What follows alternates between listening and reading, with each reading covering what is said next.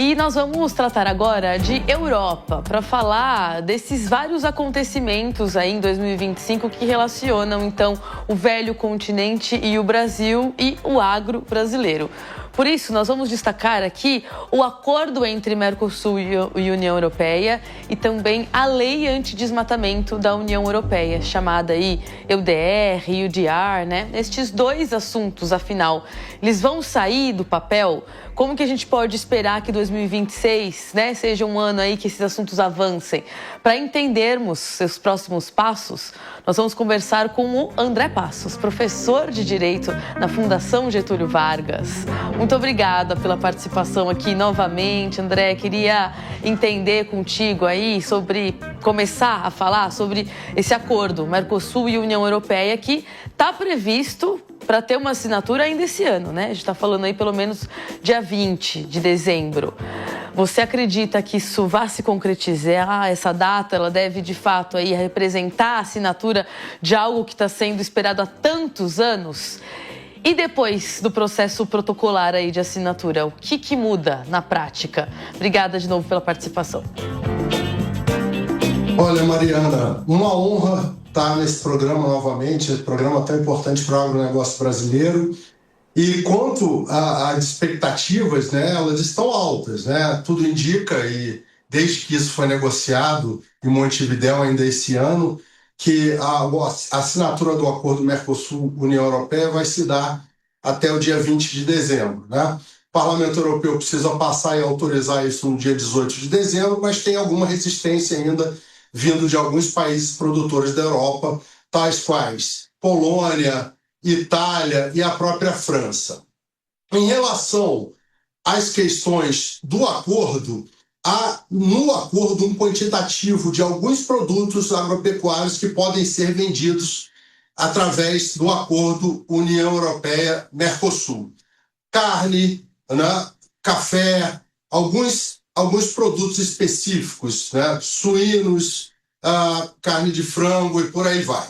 E esses quantitativos, eles representam aí o início, né, de entrada em vigor desse acordo. Ocorre que em 8 de dezembro último, no Parlamento Europeu também, através desses países que estão um pouco mais resistentes ao acordo, discutiu-se aí uma limitação dessas compras, quando os percentuais de preços, né, oscilarem no mercado interno, e isso tem colocado, principalmente os interlocutores brasileiros, em relação à própria execução do acordo União Europeia-Mercosul, um tanto quanto preocupados em relação à assinatura. Então, a primeira questão é, se vai ocorrer ou não a assinatura no dia 20 de dezembro, como você me perguntou, isso vai depender dessas novas salvaguardas de 8 de dezembro agora, que foram discutidas no Parlamento Europeu, e se essas novas salvaguardas vão ou não, de alguma forma, colocar por terra o que já foi negociado no acordo Mercosul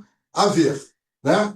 Então, esse é o primeiro ponto. No segundo ponto, em relação à EUDR, ou seja, o Green Deal europeu, as normas de proteção, a lei antidesmatamento europeia, é uma lei europeia, mas que tem efeitos multijurisdicionais, né? Tem efeitos extraterritoriais. O que é isso? Significa dizer que, a despeito de ser uma lei passada para o Parlamento Europeu e impactar diretamente países da União Europeia, aqueles países que transacionam com países integrantes da União Europeia poderiam vir a ser afetados através de um processo de due diligence em cima de critérios escolhidos por essas novas diretivas europeias. E qual é o critério basilar? O critério basilar é: se houve desmatamento a partir de 2020, então as partes, né, transacionantes, né, numa exportação de produtos para a União Europeia,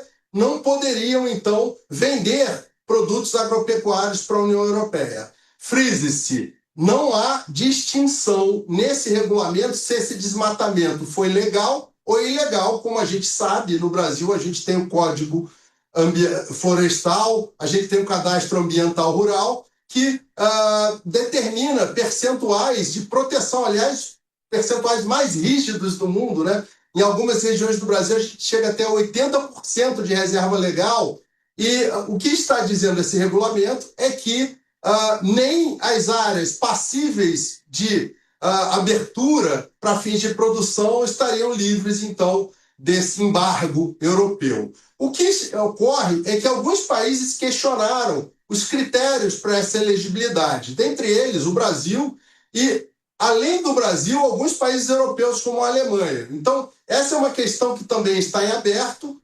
A própria entrada em vigor do EUDR foi adiada, né, para 30 de dezembro de 2025 em relação a grandes empresas, a grandes vendas, a grandes produtores, e para junho de 2026 em relação a pequenos e médios produtores. A maioria dessas operações elas são cursadas aí não só com grandes produtores, mas também com cooperativas de produção e etc., que contém em seu contexto médios e pequenos produtores. Então, a gente tem duas questões em andamento ao mesmo tempo. A gente tem o acordo União Europeia-Mercosul e essas questões das salvaguardas que podem vir a causar algum tipo de ruído na assinatura marcada para o dia 20, e a gente tem a Lei Antidesmatamento Europeia, os EUDRs, que ainda estão sem vigorar e que ainda estão sendo questionadas em como isso vai se dar, como essa due diligence, como essa eleição dos critérios do desmatamento vai ocorrer para que esses produtos possam acessar o mercado europeu. Não sei se eu fui claro, mas procurei ser abrangente na resposta à sua pergunta. Perfeito, André. Não, obrigada. O que eu queria entender é como que esses assuntos se relacionam. Então, o acordo saindo, né, essas salvaguardas aí, elas estando todas aceitas por ambas as partes e a assinatura, de fato, acontecendo no dia 20, o acordo Mercosul-União Europeia, de alguma forma, abre chances de flexibilizar a UDR ou de pelo menos ser uma porta de entrada para dialogar sobre, olha, vocês estão pegando muito pesado. Já que agora existe um acordo Mercosul e União Europeia, vamos rever? Você acha que uma coisa pode levar a outra? Nos bastidores, esses assuntos, eles estão correlacionados ou não? Sim, Mariana, muito boa pergunta, por sinal, porque dá a gente a oportunidade de explicar como esses regimes eles acontecem, ocorrem em termos de direito internacional.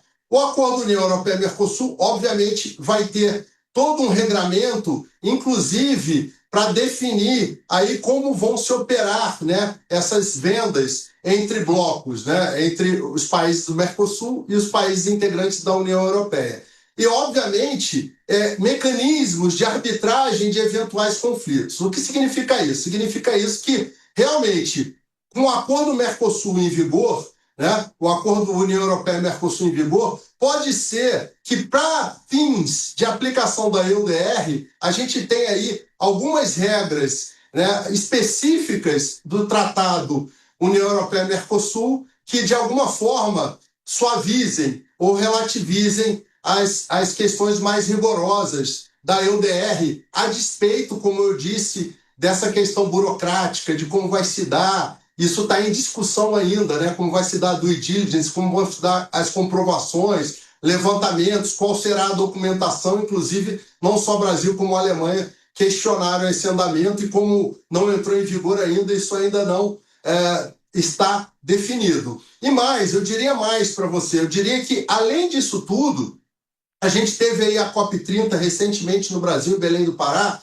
e na COP30 foi apresentado um estudo muito amplo, né, por parte aí de várias entidades brasileiras, né, capitaneado aí pelo Laboratório de Bioeconomia da Fundação Getúlio Vargas, mostrando que o agronegócio brasileiro, né, ao contrário do que se teria em mente, né, anteriormente, por conta aí dessas questões das diretivas europeias, do Green Deal, né, das questões extratarifárias que a gente sempre assiste aí nas discussões internacionais, mostrando, por exemplo, estudos, né, estudos feitos com muita seriedade por instituições acadêmicas, por instituições de pesquisa, que o agronegócio brasileiro, por exemplo, na pecuária, ele, na forma que produz atualmente, ele captura 77% dos gases do efeito estufa, né? E quando você passa para um modelo de integração lavoura, pecuária, floresta,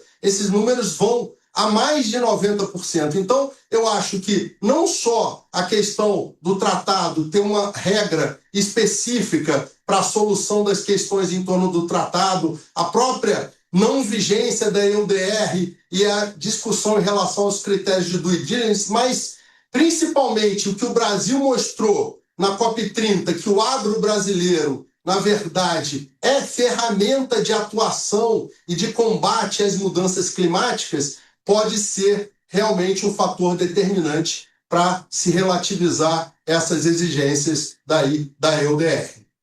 Agora, você acredita, então, até colocando a COP30, né, no cenário aí, como você também incluiu, você acredita que exista uma disposição dos países europeus, e são vários, né? Como você tinha falado, tem uns que concordam mais, outros menos, mas de uma forma geral, você acredita que existe uma disposição maior hoje em dia do europeu entender a realidade tropical? Quando a gente está falando de UDR, desmatamento e emissões de gases, no fim das contas, a gente está falando de comércio e clima, que foi um tema posto na COP30, né? Intensificação dos diálogos que relacionem esses dois assuntos, comércio e clima. Só que, para existir esse rearranjo, o europeu tem que começar a entender melhor do clima tropical, da nossa agricultura tropical, que a gente vai falar de métricas, né?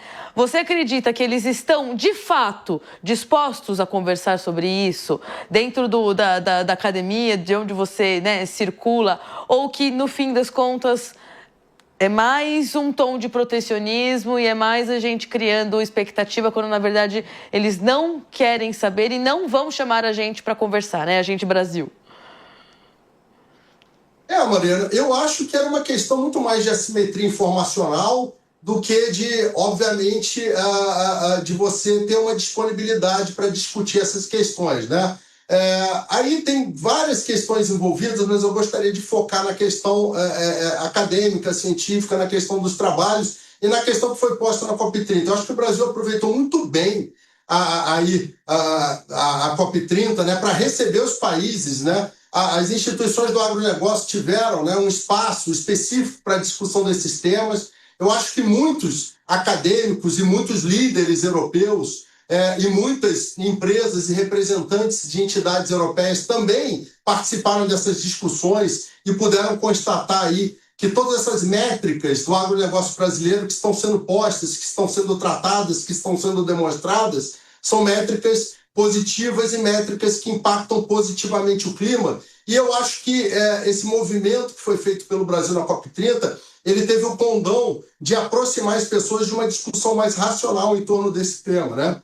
O agronegócio começou a entrar na centralidade da resolução do problema climático global na COP28 em Dubai, quando se colocou a agricultura na centralidade da resolução dessa temática. Na COP30, o Brasil avançou nisso e trouxe, então, o exemplo do agronegócio brasileiro, né, da agricultura tropical, como você denominou, com as métricas específicas da agricultura tropical como uma mola mestra aí do alcance, né, desse combate à mudança climática, que o agronegócio brasileiro pode ser protagonista nesse assunto. Eu acho que essa discussão ela ficou solidificada, foi trazida, óbvio, que vai depender de uma série de desdobramentos, né? Como eu estou colocando, está tudo isso muito ainda embrincado, muito acontecendo agora, vocês estão em cima da notícia, né? Mas eu acredito que os diálogos estão abertos sim, e as comprovações estão feitas, né, de caráter científico, dados, de caráter institucional, e eu acho que há disposição entre as partes para um diálogo. Por isso que eu acho que vai ser assinado o acordo dia 20 de dezembro, já estou antecipando um pouquinho aqui a minha visão, e acho também que essas normas em relação ao EUDR, em relação à visão do agronegócio brasileiro, vão ser, de alguma forma, não flexibilizadas, mas vão respeitar essa lógica da nossa agricultura tropical, que foi demonstrada com muita competência pelo agronegócio brasileiro na COP30.